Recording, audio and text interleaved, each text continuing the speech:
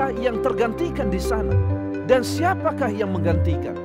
Kita pada Indonesia, Anda berharga. Sedang di remote control, saudara lihat ini. Ya, saudara harus bangun malam itu di sana. Petrus mengusulkan untuk membangun 3 tempat. Rasul Paulus, tetapi pada saat-saat akhir daripada kehidupan Rasul. Shalom, saudara-saudariku yang diberkati oleh Tuhan. Pada kesempatan ini, kita bersyukur oleh karena Tuhan masih memberikan kesempatan kepada kita untuk boleh bertemu walaupun melalui media televisi. Namun kita bersyukur oleh karena segala berkat-berkat itu. Karena saya percaya tidak banyak orang yang memiliki kesempatan yang sama seperti yang kita miliki pada saat ini. Saudara-saudariku yang diberkati oleh Tuhan, pada masa-masa kita sekarang ini, dalam kondisi kehidupan kita yang terjadi pada saat ini, sepertinya kita harus memiliki banyak energi untuk lebih berwaspada dan menggunakan mata kita ini untuk melihat dengan sebaik-baiknya. Jangan sampai apa yang kita lihat dan kita perhatikan itu tidak menolong kita untuk memiliki kondisi yang lebih baik. Jangan sampai ketika kita melihat kondisi lingkungan di sekitar kita, itu malah membuat kita semakin gelisah. Itu sebabnya pada kesempatan ini, saya mau membawakan nasihat firman Tuhan yang sekiranya boleh menolong kita untuk tetap menggunakan tidak hanya sekedar mata jasmani kita dalam menyikapi kondisi yang terjadi pada saat ini, tetapi juga kita harus menggunakan mata iman kita, mata rohani kita. Saudara-saudariku yang diberkati oleh Tuhan, beberapa waktu yang lalu saya memiliki kesempatan mendengarkan sebuah perenungan singkat yang dibawakan oleh seorang pimpinan kita, pimpinan dari gereja Masehi Advent hari ke-7. Saya mengutip beberapa kutipan dan saya mencatat apa yang menjadi pesan hamba Tuhan ini. Dan saya rindu untuk juga membagikannya dalam perenungan pada saat ini. Saya mau menyampaikan bahwa di dalam kehidupan kita ada beberapa hal yang perlu kita lihat dan kita perhatikan dengan begitu seksama, yang boleh menolong kita untuk menghadapi, menjalani, dan juga untuk menyikapi kondisi-kondisi yang terjadi pada saat ini.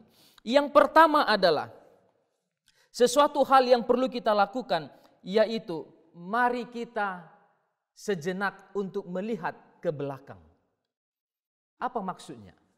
Apa maksudnya ketika kita diminta untuk sejenak melihat ke belakang? Tidakkah orang mengatakan, sudahlah, kalau sudah terjadi ya terjadilah. Tidak usah menoleh ke belakang, tidak usah diingat-ingat lagi yang di belakang. Itu tidak akan membuat kita lebih baik. Itu hanya mengingat-ingat kesusahan dan lain sebagainya. Tetapi pada kesempatan ini kita perlu sejenak untuk melihat ke belakang. Ada sebuah kutipan yang disampaikan oleh hamba Tuhan yang setia, Nyonya White. Dia mengatakan, kita tidak perlu khawatir dalam menghadapi hari esok, menjalani hari esok, kecuali kita melupakan bagaimana Tuhan telah mengajar kita, bagaimana Tuhan telah memimpin kita di masa-masa yang lalu dalam kehidupan kita. Dari kutipan ini saya menyimpulkan bahwa ternyata untuk melihat ke belakang itu juga adalah sesuatu yang penting ketika kita berada pada satu masa seperti saat ini, di mana bayang-bayang kita, pikiran kita, pembicaraan kita, pendengaran kita selalu seputaran masalah kondisi yang terjadi pada saat ini. Wabah penyakit yang sementara mengancam kita, yang menakutkan kita. Maka saya mau mengingatkan apa yang dikatakan hamba Tuhan yang setia, Nyonya White. Di dalam menyikapi, di dalam merespon, di dalam melihat, menanggapi apa yang sementara terjadi pada saat ini, mari kita sejenak melihat ke belakang. Apakah di masa lalu kita tidak pernah memiliki masalah? Apakah di masa lalu kita tidak pernah menjalani satu masa di mana ada satu penyakit wabah yang begitu besar terjadi? Lalu lihat pada saat ini di mana Anda berada, di mana posisi Anda. Anda masih dapat menyaksikan saya di tempat ini. Itu artinya Anda dalam keadaan baik dan sehat. Maka pena inspirasi menjelaskan kepada kita, mari coba lihat sejenak ke belakang. Tidakkah di masa yang lalu Tuhan telah menjaga engkau hingga engkau ada seperti saat ini? Maka ketika kita melihat kondisi pada saat ini, tetaplah percaya kepada Tuhan. Tetaplah bergantung kepada Tuhan. Karena sebagaimana Dia telah memimpin engkau di masa yang lalu, Dia pun akan tetap memimpin engkau pada masa sekarang ini. Ada sebuah ungkapan yang begitu baik dari seorang proklamator di negara kita ini yang dikenal dengan istilah jas merah. Jas merah itu adalah sebuah singkatan yang mengatakan kepada kita agar kita jangan pernah untuk melupakan sejarah. Jas merah, jangan sekali-kali melupakan sejarah. Apa yang kita sudah lewati di belakang itu sudah menjadi sebuah sejarah, bukan? Proklamator mengatakan jangan pernah sekali-kali melupakan sejarah. Jangan pernah sekali-kali melupakan bagaimana Tuhan telah memimpin kita di masa yang lalu, tahun yang lalu, bulan yang lalu, minggu yang lalu, hari yang lalu. Ketika kita melihat ke belakang dan melihat pimpinan Tuhan, saya percaya dengan melihat ke belakang, maka kita lebih siap untuk maju ke depan. Yang kedua adalah melihat jauh ke depan.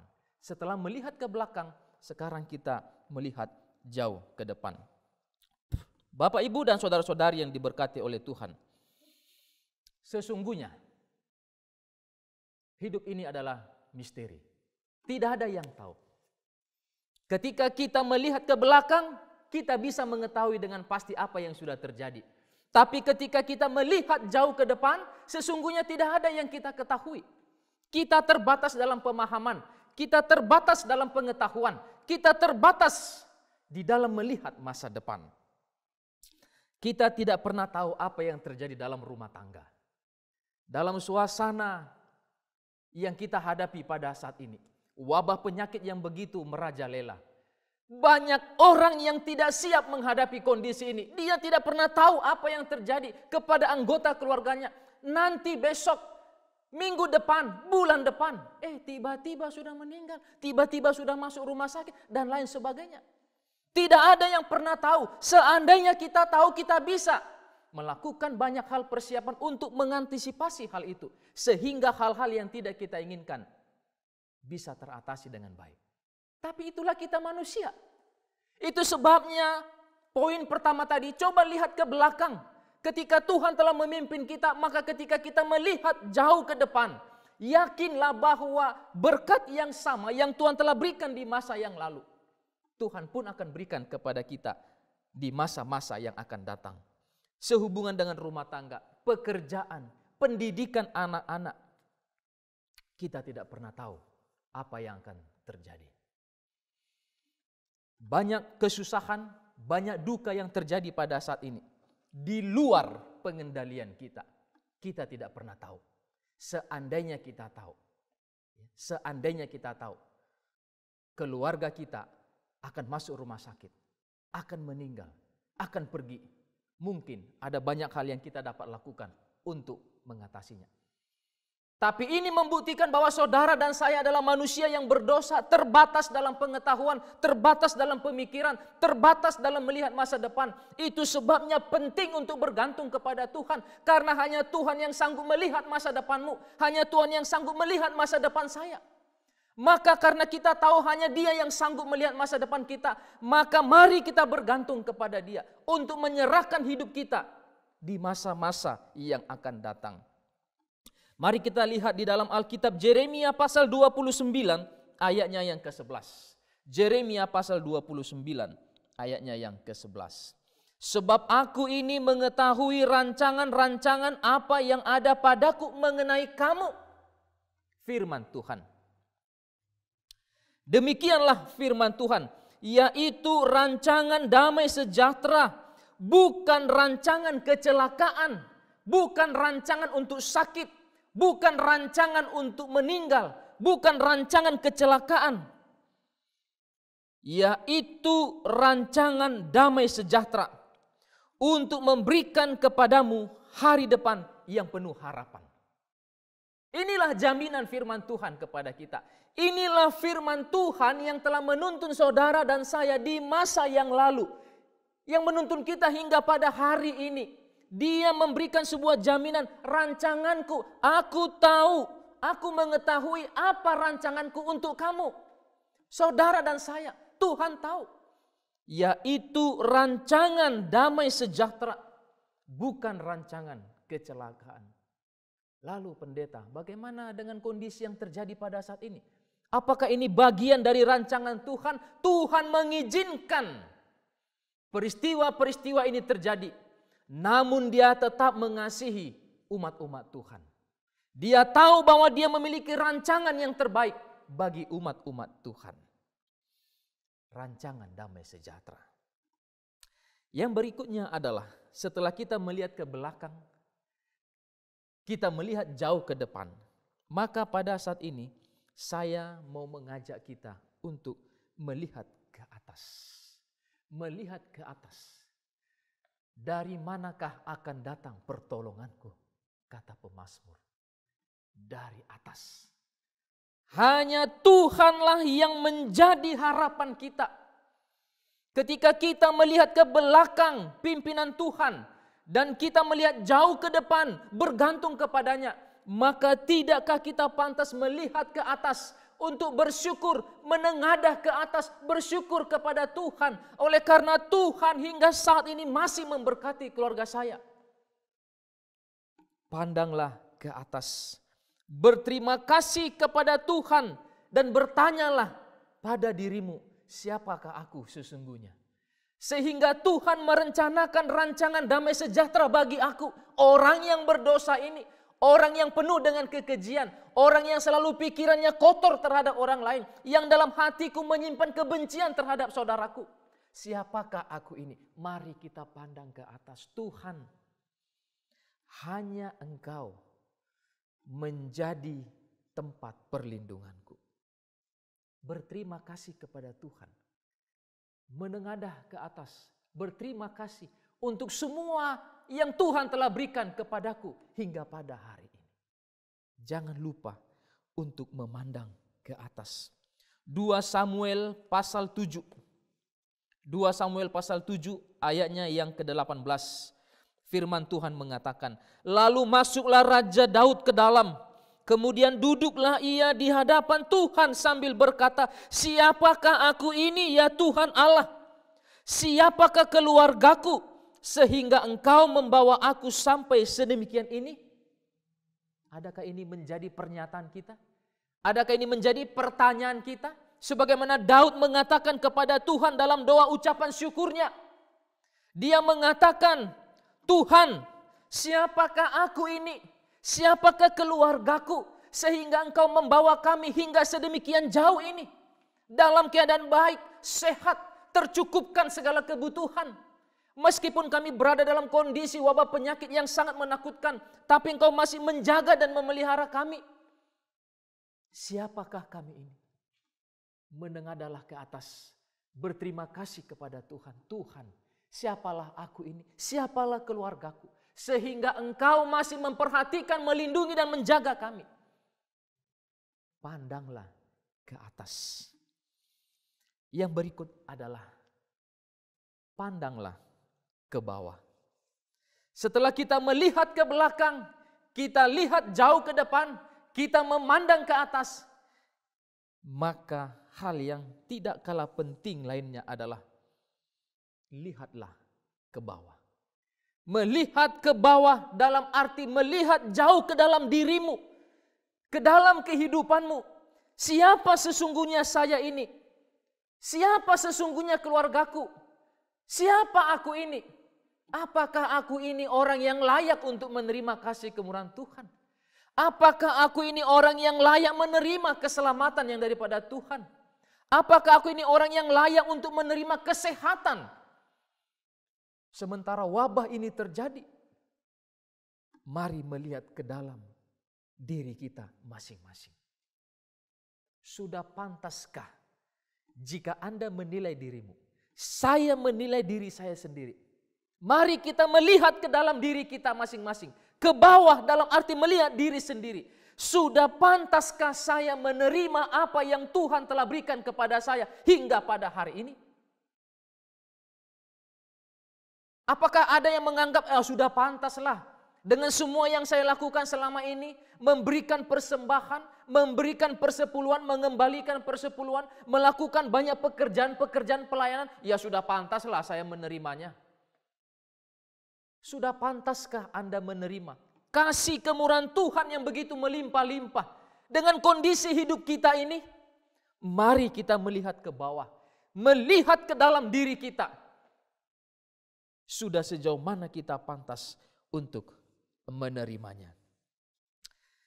Meskipun kita memiliki pendidikan, jabatan yang tinggi, usaha yang cukup baik, sudahkah Anda, sudahkah saya merasa pantas untuk memilikinya? Sebagai seorang manusia yang berdosa, yang lemah, sudahkah saya pantas untuk menerimanya? Ketika kita berteriak pada saat ini dengan banyaknya wabah yang terjadi, kita sering berdoa menuntut kepada Tuhan, Tuhan selamatkan kami, Tuhan berikan kesehatan, Tuhan berikan perlindungan. Kita seolah-olah meminta, tidak hanya meminta, tetapi terkadang lebih terkesan untuk memerintahkan Tuhan, untuk menjaga, memberkati kita. Sudah pantaskah? Dengan semua yang kita lakukan pada saat ini, lalu kita berteriak minta tolong kepada Tuhan, meminta perlindungan dari Tuhan. Terkadang kita tidak sadar doa kita itu bukan lagi permohonan, tapi sudah sebuah perintah. Sudah pantaskah kita melakukannya? Mari lihat ke dalam diri kita. Siapa kita sesungguhnya? Jabatan yang hebat, usaha yang sukses, pendidikan yang tinggi tidak membuat saudara dan saya pantas menerima berkat-berkat Tuhan. Tapi itu semua hanya karena kasih kemurahannya. Yesaya pasal 2 ayat 22. Firman Tuhan mengatakan, Yesaya pasal 2 ayat 22. Jangan berharap pada manusia, sebab ia tidak lebih daripada embusan nafas. Dan sebagai apakah ia dapat dianggap? Kita sering mencoba melakukan sesuatu berdasarkan pengalaman kita, mengandalkan diri kita, mengandalkan keluarga kita, mengandalkan kerabat kita. Dalam menghadapi banyak situasi sulit, sering sekali kita mengandalkan pikiran kita, pengalaman kita hidup bertahun-tahun di dunia ini. Sering sekali kita dalam menghadapi banyak pergumulan, kita mengandalkan, ada kok keluarga kami yang kerjanya ini. Ada kok keluarga kami yang pekerjaannya ini nanti bisa menolong kami, bisa membantu kami. Sering sekali kita mengandalkan kemanusiaan kita dalam membantu diri kita lepas dari pergumulan, lepas dari masalah. Tapi pada saat ini kita banyak melihat bahwa ternyata untuk menghindarkan kita dari satu virus yang kecil sekalipun, kita nggak sanggup. Kita tidak sanggup. Tidakkah ini mengajarkan kepada kita bahwa kita ini sebenarnya tidak lebih dari embusan nafas. Ketika ditiup, dia akan pergi dan hilang. Lalu di mana jabatan kita? Di mana kekayaan kita? Di mana pendidikan kita? Di mana gelar kita yang besar itu? Karena hanya untuk menghindarkan kita dari satu virus yang sangat kecil, kita pun tidak sanggup. Kita harus datang kepada Tuhan. Mari melihat kepada dirimu. Mari lihat dirimu. Siapa dirimu? Sehingga dengan demikian kita tahu kita tidak bisa bergantung pada diri sendiri. Kita tidak bisa berharap kepada sesama kita manusia. Firman Tuhan mengatakan, mereka tidak lebih daripada embusan nafas. Dan sebagai apakah ia dapat dianggap? Tidak ada. Saudara-saudariku yang kekasih, setelah kita melihat ke bawah, kita melihat kepada diri kita, kita perlu melihat lagi ke dalam paling dalam dari diri kita, dalam hati kita, pikiran kita. Kita perlu melihat sampai sejauh itu. Mari kita melihat kedalaman diri kita. Sejauh mana adakah kerinduan di dalam diri saya, dalam hati saya, untuk saya mau berubah hari lepas hari, untuk lebih sempurna sebagaimana Allah yang kita sembah itu sempurna adanya. Mari kita melihat ke dalam, jauh ke dalam lubuk hati kita. Apakah ada kerinduan untuk hidup dekat dengan Yesus? Adakah kerinduan untuk membawa beban hidup ini kepada Yesus? Adakah kerinduan untuk membawa masalah-masalah ini kepada Yesus? Adakah kerinduan kita? Mari kita melihat jauh ke dalam lubuk hati kita yang paling dalam. Firman Tuhan mengatakan dalam Lukas pasal 18 ayatnya yang ke-13. Lukas 18 ayat 13. Firman Tuhan mengatakan, tetapi pemungut cukai itu berdiri jauh-jauh. Bahkan ia tidak berani menengadah ke langit, melainkan ia memukul diri dan berkata, "Ya Allah, kasihanilah aku, orang berdosa ini." Inilah yang disebut melihat ke dalam lubuk hati kita yang paling dalam. Karena dari lubuk hati yang paling dalam inilah keluar jeritan, keluar permohonan yang sungguh-sungguh. Sebagaimana yang disampaikan oleh Yesus dalam perumpamaan tentang orang Farisi dan pemungut cukai. Ketika mereka berdoa bersama-sama di dalam Ka'bah. Bagaimana seorang pemungut cukai itu merasa bahwa dia bukanlah seorang yang benar. Dia bukanlah seorang yang dianggap benar di hadapan orang-orang Farisi. Tapi dia tahu apa yang dia harus lakukan. Dia datang ke rumah Tuhan. Dia berdoa, bahkan dia pun tidak berani mengangkat kepalanya untuk menengadah ke langit. Merasa diri tidak sanggup, merasa diri tidak mampu, merasa diri tidak layak. Jauh di dalam lubuk hatinya, dia mengatakan, "Ya Allah, kasihanilah aku, orang yang berdosa ini." Adakah dari antara kita, ketika kita berada pada satu masalah, ketika kita berada pada satu kondisi yang sangat mencekam, kondisi yang sangat menyakitkan, kondisi yang sangat mengancam keselamatan kita, kesehatan kita, adakah kita memandang jauh ke dalam lubuk hati kita, bahwa sesungguhnya kebutuhan terbesar kita pada saat ini adalah mengakui kepada Tuhan bahwa saya ini orang berdosa, maka ya Tuhan kasihanilah aku. Biarlah atas pengasihanan Tuhan, Dia akan menolong saudara dan saya untuk boleh dijaga dan dipeliharakan. Ya Allah, kasihanilah aku, orang yang berdosa ini. Yang berikut adalah, mari kita melihat di sekeliling kita. Mari kita melihat lingkungan kita.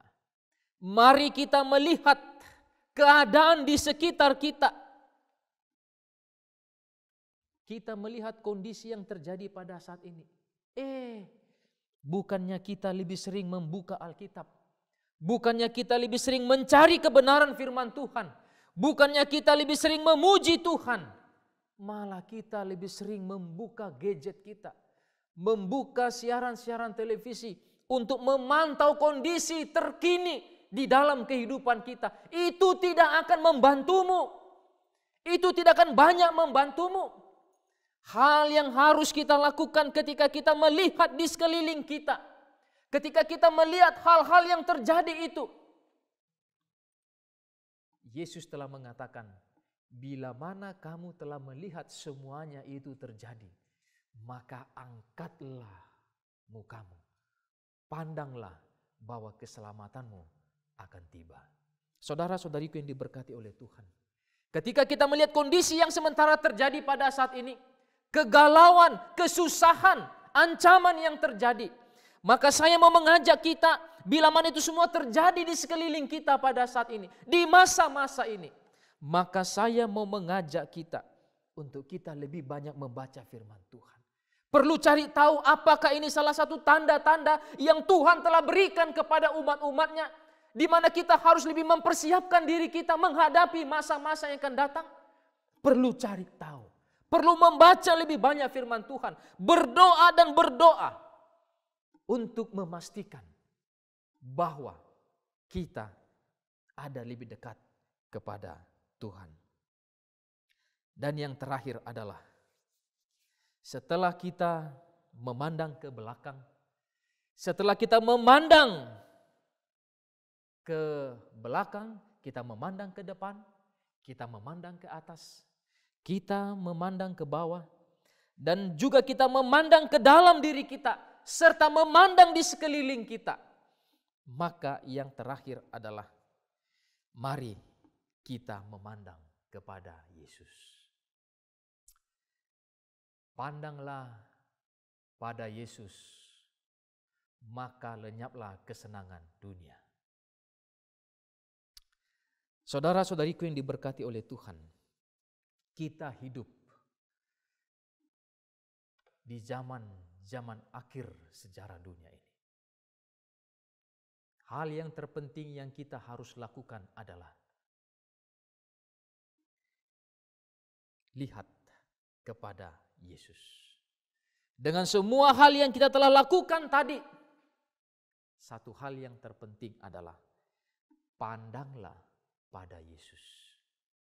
Itu sebabnya kita tidak hanya sekedar melihat. Kita tidak hanya sekedar melihat dengan mata jasmani kita, tapi kita perlu melihat dengan mata iman kita, mata rohani kita. Hal-hal yang sudah saya sebutkan tadi. Dan yang terpenting, mata iman yang kita harus tujukan adalah melihat dan memandang kepada Yesus. Dalam kondisi kehidupan kita pada saat ini, percayalah bahwa Yesus itu tetap ada di antara kita. Dalam kondisi pada saat ini, percayalah bahwa berkat Yesus, pimpinan Yesus di masa yang lalu tetap menjadi bagian kita hingga pada saat ini dan hari-hari seterusnya. Pandanglah pada Yesus, berharaplah pada Yesus. Dan biarlah kiranya seluruh angan-angan hati kita, kerinduan kita, kita serahkan semua ke dalam Yesus. Pemazmur mengatakan dalam Mazmur pasal 90 ayatnya yang ke-12, ajarlah kami menghitung hari-hari kami. Ini jugalah yang menjadi kerinduan kita, agar kita meminta Tuhan memberikan hikmat untuk kita boleh menghitung hari-hari kita, menjalani hari-hari kita dengan hikmat penuh kebijaksanaan di dalam takut akan Tuhan. Tuhan kiranya akan memberkati kita. Mari kita sejenak menundukkan kepala kita dan kita akan berdoa. Tuhan Allah Bapa kami yang di sorga, Allah yang penuh kasih, Allah yang penuh rahmat. Kami tahu bahwa Engkau adalah Allah yang sejati, yang selalu memberkati kami di masa yang lalu, memberkati kami pada masa saat ini, dan juga di masa-masa yang akan datang.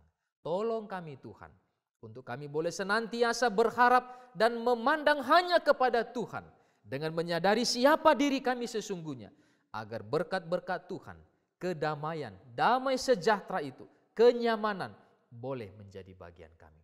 Diberkatilah seluruh umat-umat Tuhan yang menyaksikan pekabaran ini.